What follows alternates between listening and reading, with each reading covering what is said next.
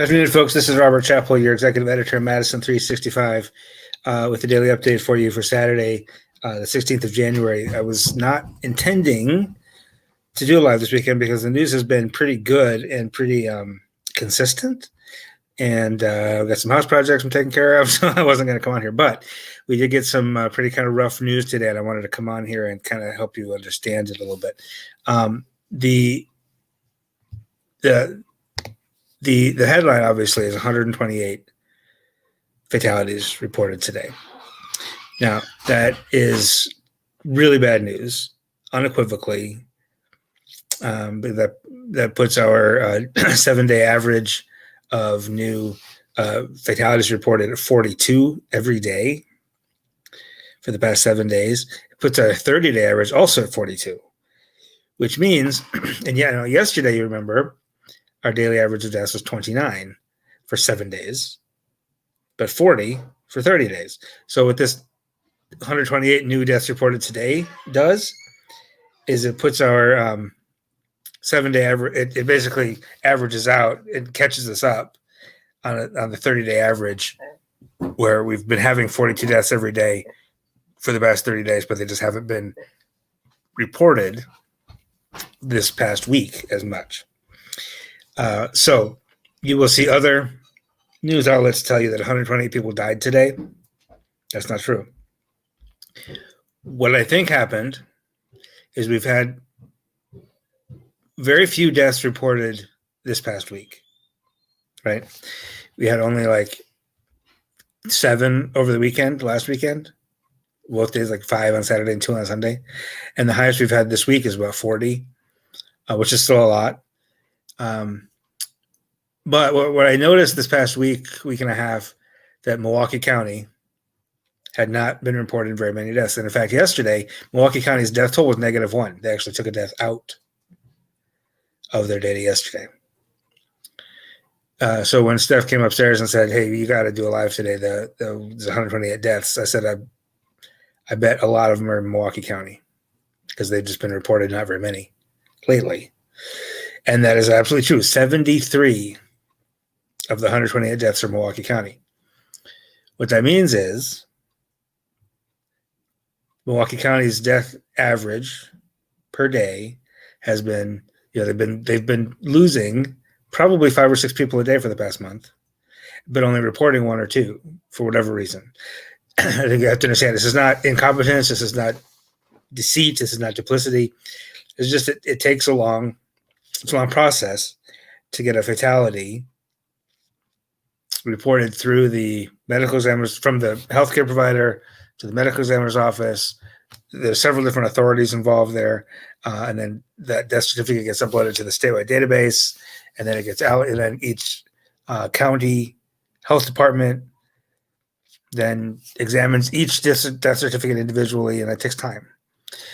And sometimes counties will kind of like do a whole bunch of them and then I'll report them all at once. And that seems to be what happened in Milwaukee County.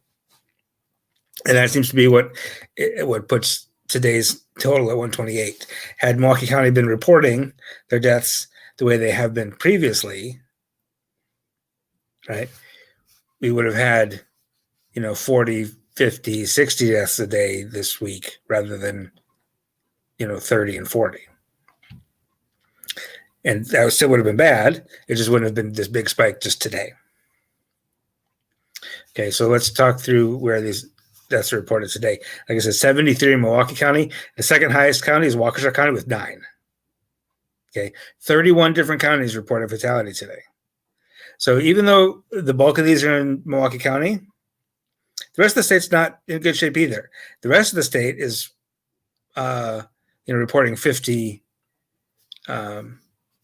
55 for the rest of the state, which is a lot for Saturday. Okay, so this spike today is not all Milwaukee County. Even without Milwaukee County, we'd be at 55 today, which is really high for Saturday. Right? So what else do we have? Waukesha County with 9, Walworth County with 5, Taylor County and Brown County both with 4, Sauk County with 3, Wood, Ozaukee, Outagamie, La Crosse, Fond du Lac also report 2, and then a whole bunch of counties report 1. Ready? Winnebago, Waushara, Trempealeau, St. Croix, Sheboygan, Shawano, Rock, Racine, Oconto, Marinette, Marathon, Manitowoc, Lincoln, Lafayette, Kewanee, Jefferson, Jackson, Eau Claire, Columbia, and Barrett. I'll report I'll report one fatality today. So we are, once again, it feels like a really brutal day, and it is, without a question. But really what we're doing here is reporting. We're getting, finally, for whatever reason, today we're getting an accurate accounting of the last month's worth of deaths. And what it tells us is for the past month, 42 people have died every day, give or take, on average. Right? It's not good. It's a reminder. And when I'm trying to give you context for this death count for today, just so you don't kind of panic and freak out, but not to minimize it, not to say like, oh, don't worry about the 128 deaths. It's not a big deal. That's not what I'm saying at all. I'm just saying don't panic about that 128 deaths because it's not like 128 people died today. But what it does tell us is that it felt this past week like the deaths were going down. And it turns out they weren't. They just weren't getting reported as much. Does that make sense? Now, our death rate is lower than it was mid-November. It was like 60 per day. So 42 is better than that. However, this is a reminder that from, I would say, mid-October until, who knows, until mid-October through at least like March or April of this coming year, coronavirus will be the number one cause of death in Wisconsin. I don't think there's any doubt about that. There's no doubt about that in my mind. That when we tally up causes of death, that's always happens kind of retroactively a year or two from now. I have no doubt that if you parse it out by that period of time, COVID will be the leading cause of death in Wisconsin.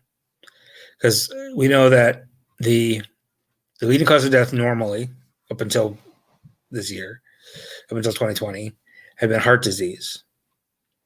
And that averaged out to about 31 people a day, about 11,000 people a year. And we've lost 5,000 people just in the past, we've lost 5,450 people now to COVID that we know that have been reported. And the bulk of those have been in the past 2 months, right? Basically November, December, which is when most of those took place. So if you just look at from like October through spring, it's going to be higher on a day-to-day, on a month-to-month basis than heart disease, cancer, car accidents, anything else. So next time somebody tells you it's just the flu, it's not. So here's the good news in all of this. The actual spread of coronavirus is still slowing down. Remember, these deaths that were reported today happened over the past month, which were resulting from infections that started a month before that. So these deaths that are being reported today are still the effects of that big crush of new cases all the way back in November, right? Remember when things were just really raging out of control from early September all the way through the middle of November, almost to Thanksgiving. These deaths that are reported today are still the fallout from that period of time. Okay. So what that means is we can have kind of good news and bad news happening at the same time. If the bad news is those deaths are still being counted and still being reported, we're still getting a handle. We're still we're still literally getting the data and getting a handle and learning the fallout of that terrible spike back in November. And we're still counting up people who died in December as a result of those infections in November, right? So that's bad news. The good news is we're probably going to lose fewer people in January than we did in December, probably, because the infection spread is genuinely better. We saw a post-Christmas bump, right? But it was short. It only lasted about 10 days. And the spread during that bump, during that little spike post-Christmas, didn't come close to what we saw in November and October, right? That bump that came after Christmas was small and it was short, and we are now seem to be on the other side of it. So that's the good news. So what are the numbers that tell us that? Today, on a Saturday, we typically have fewer tests. We have about 7,000 tests today. So that's on the low side. But again, it's a Saturday. That's pretty typical. 1,937 positive cases. Test rate today of 28%. A 7-day average of new cases is up slightly. It's 2,216. So that's okay. It's still, that's not a big spike. It was like 2190 something yesterday. So it went up by like 20. Not a big deal. The best news is that the 7-day average of positive tests, which are really the best barometer, are continuing to go down. 25.9 yesterday, and now it's 25. That's the percent of people who tested positive over the past 7 days. So everybody who got tested in the past 7 days, 1 out of 4 tested positive. That's kind of a lot. Now, you look at all tests, 8.5% down to 8.1% of all tests are now positive, meaning many people get more than one test over the course of a week, right? So if you count up all those tests, if somebody gets 5 negative tests and somebody else gets 3 negative tests and then test positive, or somebody else gets 1 net positive test, you count up all those tests, 8.1% of those are positive. Why is that a significant number? It's significant to me because that matches the lowest we've ever been since the state has been reporting that number. The state's been reporting that number since September. And it reached 8.1 on December 27th.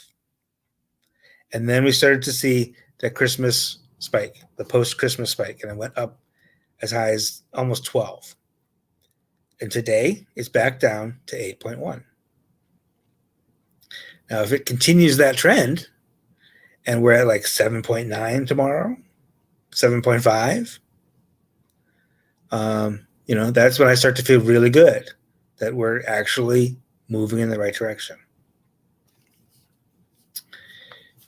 We also know today, this is the same number that I reported yesterday, because the state is not updating these numbers on the weekend, but we know that 30,805 Wisconsin residents have completed their vaccine cycle, meaning they've gotten both shots. A total of 213,056 vaccine doses have been administered, which means there's probably about 150,000 people, 150,000 people who've gotten the first shot and now need to get the second. Okay. Again, those are the same numbers I told you yesterday, just because they're not updating those numbers on the weekends. So Monday I'll get an even better sense as anybody got the shot over the weekend or whatever. Hospitalizations also, good news, continue to come down. Some urban hospitals are still really taxed. They're short-staffed. They're exhausted from everything they've been going through. But the current number of people hospitalized because of COVID is 911. That's 42 fewer than yesterday. ICU admissions are 212. That's 10 fewer than yesterday. So it's another trend. It's still, I don't want 911 people in the hospital with COVID. But again, that's a trend that's headed in the right direction. So the lesson in all of this is we are going to keep learning about more deaths. There are people who have died in the past 4 to 6 weeks that we don't know about yet. Right? I mean, they've died of COVID. They've been confirmed to have died of COVID. Their families know they died of COVID, but they're just not in the data yet, right? And it's important to me that I refer to 100% accurate information, meaning these aren't probable tests. These are probable cases. These are confirmed COVID fatalities. So we're going to keep learning more about those. We're going to keep that number's going to keep going.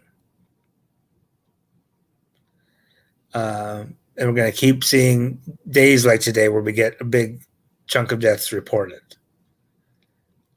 However, the spread numbers will continue to go down if we keep doing what we're doing. So that means don't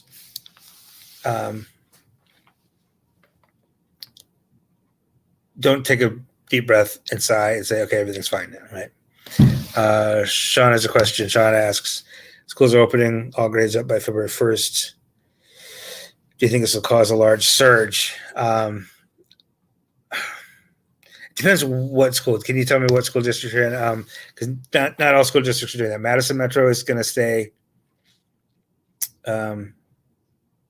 virtual until Dane County is below like 78 cases a day or something like that. It's still almost 200 right now. So Madison Metro won't be going back anytime soon. But I know some other, like Mahorb, where I am, they're starting 2 days, starting basically like a hybrid where only half the kids are in the building at a time, 2 days a week, everybody's distanced, everybody's masked up. Stoughton, I don't know about Stoughton. I think if is it like fully opening, like all grades fully opening by February 1st? That's lunacy. If that's the case, I would expect that's dangerous. If you're going 2 days a week and kids are spaced out, because one nice thing that they're doing here in Mount Horeb is they're putting kids in groups of like 10. Okay, that makes sense. A and B days. That's what we're doing here in Mount Horeb, where they're kids in groups of no more than 10. If one of those kids tests positive, then that little pot of 10 has to stay home, apparently. But they don't have to shut the whole school down. And they're keeping everybody distanced. And I personally think I wouldn't do that for high school age. I don't know if that'll lead to a surge. I think it possibly could. I really understand education workers like yourself, Sean, being concerned about this. I would be too. I would be demanding the vaccine. I know you can't do that, and that's a problem. It is. I think in Mahorb we're doing it's basically, and I think some other districts too are doing like K through 2, and then a week later 3 through 5 grades or something like that, where those ages are still seem to be less susceptible. Now we have seen some school districts around the country, not here, but specific school districts where there's more spread in the schools than there is in the community. In Austin, Texas, for example. Now there are other factors, right? Their community spread was really high. I think if community spread, if we were still at 12 or 13%,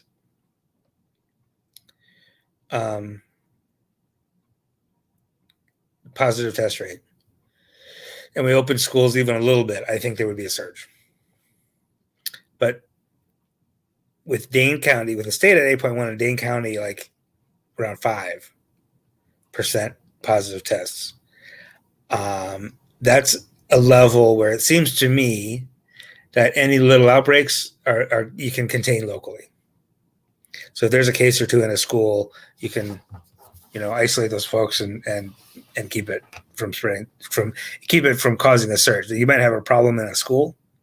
You might have a problem among school staff. You might find a school suddenly very short-staffed, which could be a problem. But I think it's possible to stop that from spreading into a big surge around the community. That was the big problem we saw in September, right? The college kids came back, started spreading it among themselves, and then weren't able to contain it on campus. It went whoosh, across the community. I don't think that'll happen this time with schools. I think you personally, could be.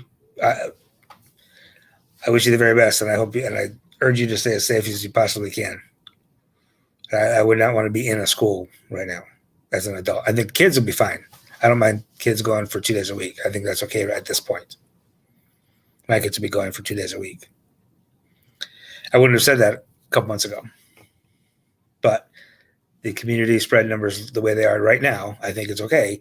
I still think teachers are at risk and education workers, anybody in that building who's an adult is at risk, honestly. So I do hope that I know it sounds like vaccines will get to teachers pretty soon. And I think that's going to be key. If people want to really open schools, you got to vaccinate the teachers. This is a no-brainer. It's just do it. Yeah, let's all open schools. You can't just say, okay, schools are open now. It's going to be fine. No, you have to vaccinate the teachers and contain the spread of the whole pandemic. Anyway, all right, it's a Saturday. I didn't want to bring you bummer news today, but I didn't want you to see 128 deaths and get really panicked. So I appreciate you joining me on a Saturday afternoon. I hope you enjoy the rest of your weekend and enjoy the Packer game, which I think is underway now, is it not? And have a good weekend. And if I don't see you tomorrow, I will see you Monday. Take care of yourself and stay safe until then, okay? This is 365 Media.